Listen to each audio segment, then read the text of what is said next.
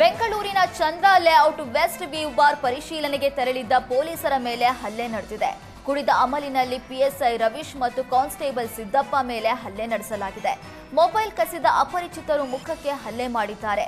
ಚಂದ್ರ layout police ಠಾಣೆಯಲ್ಲಿ ಪ್ರಕರಣ ದಾಖಲಾಗಿದೆ. ಪೊಲೀಸರ ಪರಿಶೀಲನೆ ಬಾರ್ಗಳಲ್ಲಿ ಅನಧಿಕೃತ ಮದ್ಯ ಮಾರಾಟ ಪತ್ತೆಯಾಗಿದೆ. ಮಾಲೀಕರ ಮೇಲೆಯೂ ಪ್ರಕರಣ ದಾಖಲು ಮಾಡಲಾಗಿದೆ.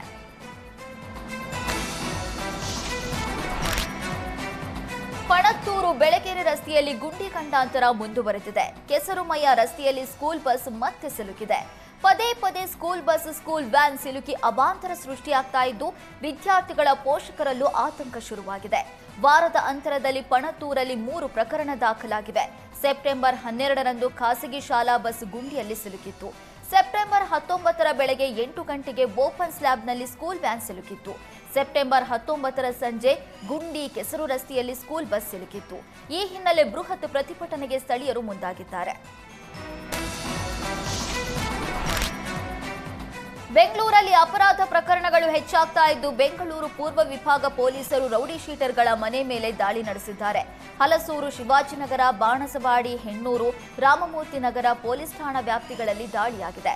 ಪಶ್ಚಿಮ ವಿಭಾಗದ ಒಟ್ಟು 222 ರೌಡಿಗಳ ಮನೆಯಲ್ಲಿ ಪರಿಶೀಲನೆ ನಡೆಸಲಾಗಿದೆ.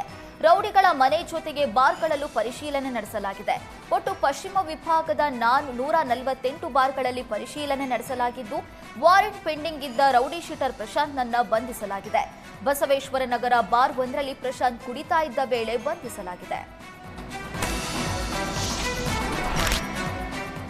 ದಾವಣಗೆರೆ ಜಿಲ್ಲೆ ಹೊನ್ನಾಳಿ ತಾಲೂಕಿನ ಬಸವಾಪಟ್ಟಣದಲ್ಲಿ ಹಂದಿಗಳ ಕಾಟದಿಂದ ಬೇಸತ್ತ ರೈತರು ಅಡಿಕೆ ತೋಟಕ್ಕೆ ಬಲೆ ಅಳವಡಿಸಿದ್ರು. ಆದರೆ ಬಲೆಯಲ್ಲಿ ಚಿರತೆ ಮರಿ ಸಿಲುಕಿ ಒದ್ದಾಡಿತ್ತು.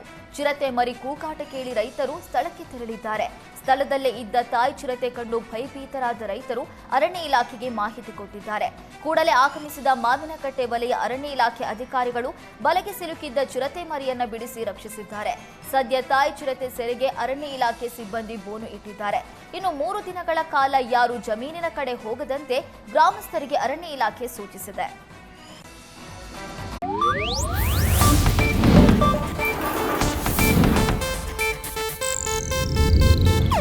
ಇದು ಏಷ್ಯಾನೆಟ್ ನ್ಯೂಸ್ ನೆಟ್ವರ್ಕ್ ಪ್ರಸ್ತುತಿ.